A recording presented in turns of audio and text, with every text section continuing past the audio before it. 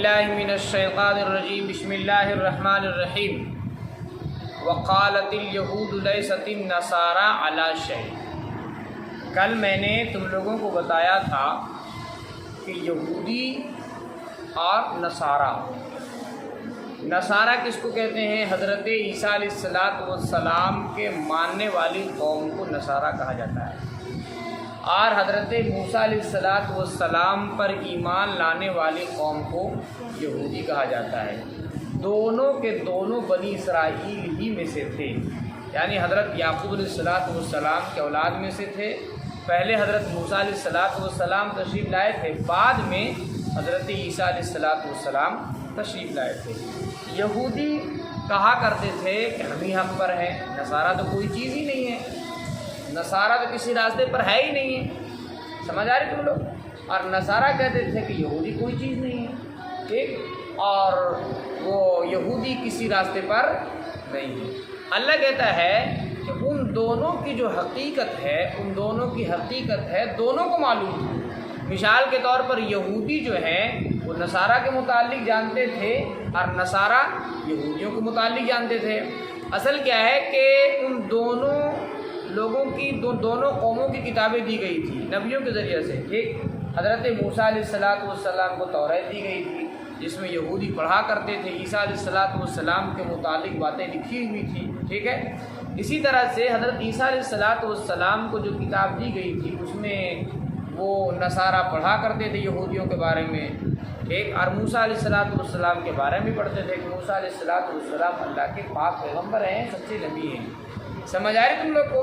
لیکن اس کے باوجود یہ لوگ اختلاف کرتے تھے اور ایک دوسرے کو برا بھلا کہتے تھے، اور یہودی نصارہ کو، نصارہ یہودی کو کہا کرتے تھے۔ تو اللہ تبارک و تعالیٰ نے اسی چیز کو کہا کہ حالانکہ تم لوگ کیا کرتے، کتاب کو پڑھتے ہو، یہ جانتے ہو، اور اس کے باوجود اس طرح کے اختلاف کرتے ہو، حقیقت تو تمہیں پتہ ہی ہے۔ اور بعض مرتبہ لوگ جو ہے وہ حسد کی وجہ سے ایسا کیوں کرتے تھے؟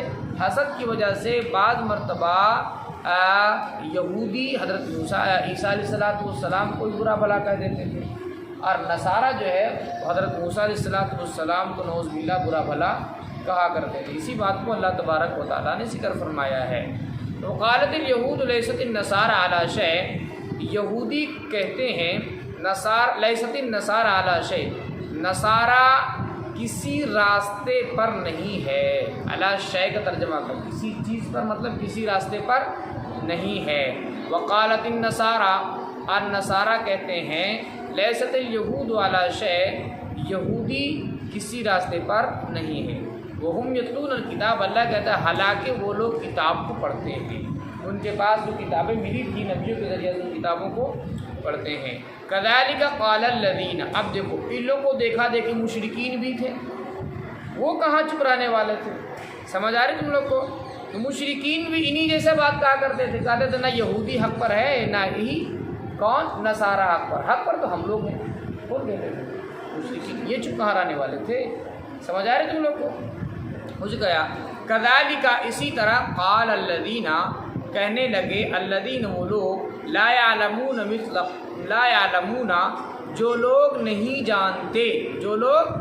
جانتے مثل قولہم، ان کے جیسی بات، ان کے جیسی بات، یعنی جس طرح سے وہ لوگ کہتے تھے اس طرح سے یہ بھی کہنے لگے۔ یہ کہنے لگے نہ نصارہ حق پر ہے، نہ یہودی حق پر ہے، حق پر تو ہم ہی ہیں، کون؟ مشرکین عرب کہنے لگے اسی بات۔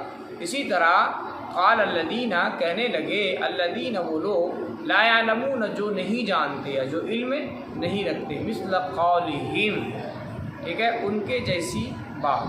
فاللہ یحکم بینہم، بس اللہ فیصلہ کرے گا بینہم، ان کے درمیان، یوم القیامت، قیامت کے دن، فیما، ان باتوں میں، ما کانوا فیہ یختلفون، جس میں وہ لوگ اختلاف کرتے ہیں،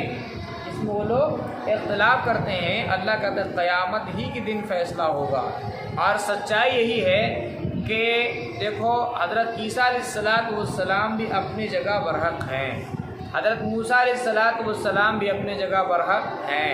موسیٰ علیہ السلام جو شریعت لے کر آئے تھے وہ بھی شریعت حق ہے، عیسیٰ علیہ السلام جو شریعت لے کر آئے تھے وہ شریعت حق اور سچ ہے، لیکن ان شریعتوں کا جو حدود ہے اور انتہا ہے وہ اللہ کے نبی علیہ الصلوۃ والسلام کے اس دنیا میں تشریف لانے سے پہلے تک ہے۔ جب اللہ کے نبی اس دنیا میں تشریف لے آئے، اللہ کے نبی علیہ الصلوۃ والسلام کو نبوت مل گئی، شریعت مل گئی، تب ان کی جو شریعت تھی ان کی شریعت منسوخ ہو گئی، اور ان شریعتوں کا جو حدود تھا، دائرہ تھا، وہیں تک تھا۔ سمجھ آئے تم لوگ کو؟ ایسا ہوتا ہے نا، مثال کے طور پر سمجھو کہ دوائیاں جو بنائی جاتی ہے، بعض دوائی کا ایک ایکسپائری ڈیٹ لکھا ہوا تھا، یہاں تک یہ ویلڈ ہے، یہاں تک کہ دوائی کام کر سکتی ہے، اس کے بعد اس دوائی کا کوئی کام نہیں ہے۔ اسی طرح سے وہ جو شریعت لے کر آئے تھے، وہ شریعت حق ہے، اللہ کی جانب سے برحق ہے، لیکن ان شریعتوں کا اللہ تبارک و تعالیٰ نے ایک انتہا بیان کر دیا، یہ شریعتیں یہاں تک چلیں گی، ان کے بعد یہ شریعت نہیں چلے گی۔ اللہ کے نبی علیہ الصلوۃ والسلام جو شریعت لے کر آئے تھے وہ شریعت چلے گی۔ ٹھیک، اب اگر کوئی کہتا ہے کہ ہم موسیٰ علیہ الصلوۃ والسلام پر ایمان لاتے ہیں، اللہ کے نبی کو نہیں مانتے، مسلمان نہیں ہو سکتا۔ سمجھ رہو نہیں سمجھ رہو؟ موسیٰ علیہ الصلوۃ والسلام کو بھی برحق ماننا ہے، لیکن ان کی شریعت کو آپ فالو نہیں کرنا ہے، ان کی شریعت کو برحق سمجھنا ہے کہ وہ اللہ کی جانب سے تھی، لیکن عمل کن پر کرنا ہے؟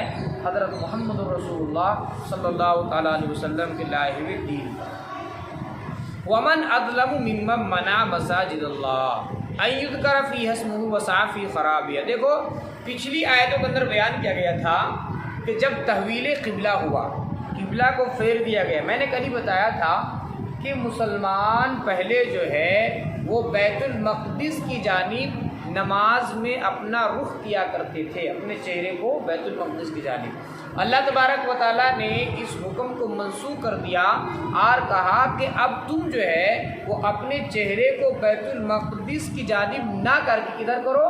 بیت اللہ کی جانب کرو۔ سمجھ آ رہی؟ تو یہودی اور نصارہ جو تھے وہ مذاق اڑانے لگے، یہ کیسی شریعت ہے، کبھی کوئی بات ہوتی ہے، کبھی کوئی بات ہوتی ہے۔ اور یہ لوگ کیا کرنے لگے کہ بھولے بھالے جو مسلمان تھے ان کو بہکانے لگے، دیکھو کیسی شریعت ہے، اللہ تعالیٰ کبھی کچھ کہتا ہے، کبھی کچھ کہتا ہے، اور اس کا جواب تو میں نے کل ہی جو ہے دیا تھا، اور قرآن کریم کے آیات کے ذریعے سے دیا تھا۔ سمجھ آ رہے تم لوگ کو؟ آج دینے کی ضرورت نہیں ہے۔ تو اس طرح سے وہ لوگ بہکانے لگے، تو بہکاتے جو ہے دھیرے دھیرے اسے کیا ہونے لگا کہ بعض لوگ ایمان سے پھرتے۔ مقصد تو ان کا یہی تھا نا، لوگوں کو ایمان سے پھرانا۔ اب جب ایمان سے پھریں گے، ظاہر سی بات ہے نماز بھی نہیں پڑھیں گے، تو ایک طرح سے کیا ہوا، نماز سے روکنا، مسجد سے روکنا بھی ہوا۔ اسی چیز کو اللہ تبارک و تعالیٰ نے ذکر فرمایا ہے۔ اور پھر بعض مشرکین بھی تھے، وہ اللہ کے نبی علیہ الصلوۃ والسلام کو خانہ کعبہ میں نماز پڑھنے سے روکا کرتے تھے۔ ایک مرتبہ اللہ کے نبی علیہ الصلوۃ والسلام فتح مکہ سے پہلے مکہ مکرمہ تشریف لے گئے تھے، تو وہاں پر جو مشرکین تھے اللہ کے نبی علیہ الصلوۃ والسلام کو مکہ میں داخل ہونے نہیں دیا تھا۔ تو اسی کو اللہ تبارک و تعالیٰ نے کہا اس سے بڑا ظالم کون ہو سکتا ہے جو اللہ کے مسجد میں جانے سے کسی کو روکے، اس سے بڑا ظالم کوئی نہیں ہو سکتا۔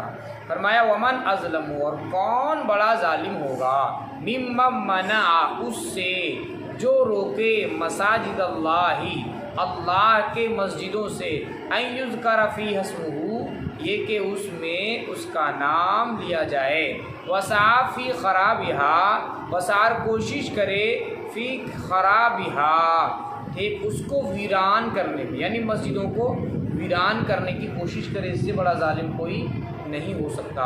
فرمایا اولئک ما کان لہم، یہی وہ لوگ ہیں، ما کان لہم، ان کو حق نہیں ہے، ان یدخلوہا، یہ کہ اس میں داخل ہوں مسجدوں میں، الا خائفین، مگر ڈرتے ہوئے، لہم فی الدنیا۔ اللہ تبارک و تعالیٰ نے ان کے انجام کو بیان فرمایا کہ ایسے لوگ جو لوگ مسجدوں میں جانے سے روکتے ہیں، ان کے لیے دنیاوی زندگی میں رسوائی ہے، جہاں بھی جائیں گے ذلیل ہوں گے، خوار ہوں گے، ٹھیک، اور قیامت کے دن، آخرت کے دن ان کے لیے دردناک عذاب ہے، بڑا عذاب ہے۔ فرمایا ان کے لیے دنیا میں خزي رسوائی ہے، وَلَهُمْ فِي الْآخِرَةِ اور ان کے لیے آخرت میں عذاب عظیم بڑا عذاب ہے۔ وَلِلَّهِ الْمَشْرِقُ وَالْمَغْرِبُ فَأَيْنَمَا تُوَلُّوا فَثَمَّ وَجْهُ اللَّهِ۔ آگے اللہ تعالیٰ نے پھر ایک دوسرا جواب دیا ہے۔ یہ لوگ اعتراض کرتے ہیں، کہتے ہیں کہ دیکھو تمہارا قبلہ کبھی ہوتا ہے، کبھی بیت المقدس کی جانب ہوتا ہے، کبھی جو ہے تمہارا قبلہ بیت اللہ کی جانب ہوتا ہے۔ اللہ نے کہا دیکھو یہ جو مشرق ہے، یہ جو مغرب ہے، اتر ہے، شمال ہے، یہ تمام کے تمام چیزیں کس کی بنائی ہوئی؟ اللہ کی بنائی ہوئی۔ اب اللہ کی مرضی، اللہ کی مرضی جدھر بھی حکم دے دے، ہم تو بندے ہیں نا اللہ کا، تو اللہ تبارک و تعالیٰ کا مرضی جدھر بھی حکم دے دے۔ اب ہمارے لیے کیا ہے کہ اللہ جدھر حکم دے دے ہمیں اس کو تو کرنا پڑے گا، اسی کا۔ اور اللہ کے لیے مشرق ہے اور مغرب ہے۔ فَأَيْنَمَا تُوَلُّوا، بس جس جانب تم لوگ پھیرو، ایک وجہ اللہ، اللہ کا چہرہ ہے، اللہ ہی کو پاؤ گے، جدھر بھی اپنا چہرہ کو کرو کس کو پاؤ گے؟ اللہ ہی کو پاؤ گے۔ ایک فرمایا ان اللہ واسع علیم، بے شک اللہ وسعت والا، علم والا ہے۔ وقالوا اتخذ اللہ ولدا سبحانہ بل لہ ما فی السماوات والارض کل لہ قانتون۔ دیکھو اس آیت کریمہ کا مطلب یہ ہے کہ یہودی کہا کرتے تھے حضرت عزیر علیہ السلام ان میں ایک نبی تھے، وہ اللہ کے بیٹے تھے۔ کیا کہتے تھے؟ وہ اللہ کے بیٹے تھے۔ نصارہ کہتے تھے کہ حضرت عیسیٰ علیہ السلام اللہ کے بیٹے ہیں، اللہ کے بیٹے ہیں، ٹھیک۔ اسی طرح سے مشرکین عرب کہا کرتے تھے کہ فرشتے ملائکہ جو اللہ کی بیٹیاں ہیں۔ اللہ تبارک و تعالیٰ نے اسی بات کو جواب دیا کہ دیکھو اللہ تبارک و تعالیٰ ان چیزوں سے پاک ہے، ان چیزوں سے پاک ہے، نہ اللہ کی بیوی ہے نہ اللہ کا بیٹا۔ یہ تو انسانوں کے ساتھ ہے نا، انسانوں کے ساتھ یہ مسئلہ لگا ہوا ہے۔ اللہ تبارک و تعالیٰ کا کوئی شریک بھی نہیں ہے، نہ بیٹا ہے نہ بیٹی ہے نہ بیوی ہے، کوئی بھی نہیں ہے۔ اللہ تبارک و تعالیٰ ان چیزوں سے پاک ہے۔ ہاں یہ بات ہے جتنی بھی چیزیں ہیں زمین و آسمان میں، تمام چیزوں کا مالک کون ہے؟ اللہ ہے۔ اسی کہا کہ وقالوا اتخذ اللہ، کہنے لگے اتخذ اللہ کہ اللہ نے بنا لیا بیٹا۔ اللہ کہتا سبحانہ، اس کی ذات پاک ہے، بل لہو، بلکہ اس کے لیے ما فی السماوات، وہ چیزیں ہیں جو آسمانوں میں ہیں، والارض، اور زمین میں ہیں، کل لہو قانتون، ہر ایک اسی کا قانتون، فرما بردار ہے۔ بدیع السماوات والارض، زمین و آسمان کو انوکھے انداز میں پیدا کرنے والا۔ بدیع کے معنی انوکھا انداز، ایک الگ تھلگ انداز میں۔ دیکھو اللہ تعالیٰ نے آسمان کو بنایا، ابھی تم جو ہے وہ چھوٹا سے چھوٹا چھت جو ہے بغیر پائے کے، بغیر کھٹے کے نہیں بنا سکتے۔ کر سکتے ہو؟ لٹکا دو آسمان میں کوئی چھت، کر سکتا ہے کوئی مائع کلال یا کوئی آج تک ایسا انجینئر پیدا نہیں ہوا ہے کہ جو بغیر پائے کے، بغیر کھٹے کے، بغیر دیوار کے یوں ہی ہوا میں لٹکا ہے کوئی؟ ارے ہے کوئی ایسا جو جس میں نہ پیلر ہو نہ دیوار ہو نہ کوئی اور چیز ہو، خالی یوں ہی چھت کو آسمان میں ہوا میں لٹکا دے؟ آج تک دیکھو ایسا کاریگر، ایسا انجینئر دیکھو؟ لیکن دیکھو چھوٹا سا چھوٹا تو نہیں لٹکا سکتا، لیکن آسمان کو دیکھو، ہے کہیں پیلر؟ تم چلتے جاؤ چلتے جاؤ چلتے جاؤ چلتے جاؤ، کہیں پیلر نہیں ملے گا۔ بغیر پیلر کے، بغیر دیوار کے اتنا بڑا آسمان اللہ تبارک و تعالیٰ نے بنا دی۔ اللہ تبارک و تعالیٰ کی زبردست قدرت کی علامت، سمجھ آ رہے تم لوگ؟ اسی کو اللہ نے کہا کہ آسمان اور زمین کو انوکھے انداز میں پیدا کرنے والا ہے۔ اللہ تبارک و تعالیٰ نے اتنے بڑے آسمان کو بغیر پیلر کے، بغیر اس کے کیا کہتے ہیں اس کو، دیوار کے بنا دیا۔ اور کتنا وقت لگا بنانے میں؟ مختصر سے وقت۔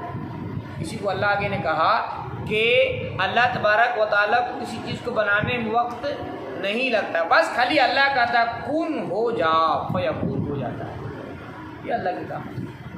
اب دیکھو قرآن کریم ایک ایسی کتاب ہے کہ جب اللہ اور اس کے رسول کی محبت سامنے رکھ کر کے پڑھو گے، سمجھو گے، تو دل میں خدا کا جو توحید ہے، ایمان ہے، مضبوط ہوگا۔ لیکن دل میں اللہ اور اس کے رسول کے خلاف بغض ہوگا، عناد ہوگا، تو پھر قرآن بھی تم کو سمجھ میں نہیں آئے گا۔ آج کل کے زمانے میں ایسے بہت سارے منافقین ہیں منافقین جو قرآن کریم کو پڑھتے ہیں اعتراض کرتے ہیں ان لوگوں سے ایک ہی بات تو کہتا ہوں، اگر بے بدبخت کہیں کا چٹے کہیں کا، قرآن کریم نے صاف طور سے اعلان کیا ہے منافق اگر تم کو شک ہے ایک آیت لا کر دکھا دو، خالی بکواس کرنے سے اور کتے کی طرف بھونکنے سے تھوڑی چلے گا۔ حضور فرمایا وقال الذین، اور کہا وہ لوگ جو نہیں جانتے، لولا یکلمنا اللہ، کیوں نہیں اللہ ہم سے بات کرتا، او تاتینا، یا ہمارے پاس لاتا، آیتن، کوئی نشانی۔ وہ کفار مکہ کہا کرتے تھے کہ اگر اللہ کا کلام سچ ہے، اللہ کا کلام سچ ہے، اللہ کی جانب سے ہے، تو اللہ آ کر ہمیں کیوں نہیں کہہ دیتا؟ اللہ اگر ہم سے یوں کہہ دیتا کہ دیکھو یہ آخری نبی ہے، اس کو تم لوگ مان لو، یہ میرا قرآن ہے، اس کو تم مان لو، یہ کہہ دیتا، یا کسی فرشتے کے ذریعہ سے، مثال کے طور جبریل علیہ السلام ہی آ کر بتا دیتے، سمجھ آ رہی؟ تو ہم تو مان لیتے۔ تو آپ ایک بات بتاؤ، پھر امتحان اور آزمائش کا کیا مطلب رہ جائے گا؟ جب رزلٹ پہلے ہی سنا دیا جائے تو پھر کوئی نافرمان بنے گا؟ جب اللہ خود آ کر کہہ دے نافرمان بنے گا، فرشتے خود آ کر کے نافرمان بنے گا؟ تو اللہ تبارک و تعالیٰ نے جو انسانوں کو دنیا کے اندر بھیجا، امتحان اور آزمائش کے لیے بھیجا کہ کون بندہ امتحان میں پاس ہوتا ہے اور کون فیل کرتا ہے، لیکن پہلے سب کچھ سنا دیا جائے، سب کچھ بتا دیا جائے تو پھر امتحان اور آزمائش کا کیا مطلب رہ جائے گا؟ بہرحال تو فرمایا کہ وہ لوگ کہنے لگے جو نہیں جانتے، کیوں نہیں ہم سے اللہ بات کرتا ہوتا، تین آیا، یا ہمارے پاس لاتا کوئی نشانی۔ کذالک، اسی طرح کہا، الذین، وہ لوگ، من قبلہم، جو ان سے پہلے تھے، مثل قولہم، انہی جیسی بات، کن لوگوں؟ یہودی موسیٰ علیہ السلام سے کہا تھا نا کہ واقعی آپ اگر اللہ کے نبی ہیں تو اللہ سے کہیے کہ اللہ ہمیں دکھا دے، اپنا چہرہ دکھاوے، سمجھ آ رہے تم لوگ کو؟ اس سے پہلے کیا درخواست کی تھی کہ اللہ ہم سے خود کہہ دے، جب غیب سے آواز آئی کہ موسیٰ علیہ السلام اللہ کے نبی ہیں، مان لو ان کو، تو کیا کرنے لگے؟ پتہ نہیں کون بول رہا ہے، یہ اللہ نہیں ہے، سمجھ آ رہے تم لوگ کو؟ تو اسی کو جواب دیا گیا ہے کہ اسی جیسی بات یہ لوگ بھی کرتے ہیں۔ فرمایا تشابہت قلوبہم، ان کے دل مل گئے، قد بینا الآیات لقوم یوقنون، یقیناً ہم نے نشانیوں کو واضح کر دیا ایسی قوم کے لیے جو یقین رکھتی ہے۔ یہ لوگ نشانیاں کی بات کرتے ہیں، میں نے تو ایسی نشانیاں دکھائے اللہ کے نبی صلی اللہ علیہ وسلم کے ہاتھوں سے، ایسے معجزے دکھائے کہ جو یقین رکھنے والی قوم وہ یقین رکھتے ہیں اور اس پر عمل بھی کرتے ہیں۔ انا ارسلناک بالحق بشیرا ونذیرا، بے شک ہم نے آپ کو بھیجا حق کے ساتھ، بشیرا، خوشخبری دینے والا، ونذیرا، اور ڈرانے والا، ولا تسأل عن اصحاب الجحیم، اللہ کہتا ہے اللہ کے نبی صلی اللہ علیہ وسلم سے کہ میں نے آپ کو دنیا کے اندر جو بھیجا ہے وہ خوشخبری سنانے والا اور ڈرانے والا بنا کر بھیجا، آپ لوگوں کو ڈراتے رہیے، اور جو لوگ آپ کی باتوں کو مانتے ہیں ان کو خوشخبری سنا دیجیے جنت کی، مانتے ہیں تو ٹھیک ہے، نہیں مانتے تو مت مانیں، سمجھ آ رہی؟ اس میں کس کا کیا مسئلہ ہے؟ خود اپنے بگڑے گا۔ اور آ گئی بات کہ جو لوگ نہیں مانتے ہیں جہنم میں جائیں گے، تو اللہ نے آپ صلی اللہ تعالیٰ علیہ وسلم سے کہا دیا کہ زیادہ پریشان ہونے کی ضرورت نہیں ہے، ان کے بارے میں آپ سے کوئی پوچھ گچھ ہونے والی نہیں ہے، وہ خود سمجھ لیں گے۔ فرمایا وَلَا تُسْأَلُوا عَنْ أَصْحَابِ الْجَحِيمِ، اور آپ سے سوال نہ کیا جائے گا جہنم والوں کے بارے میں۔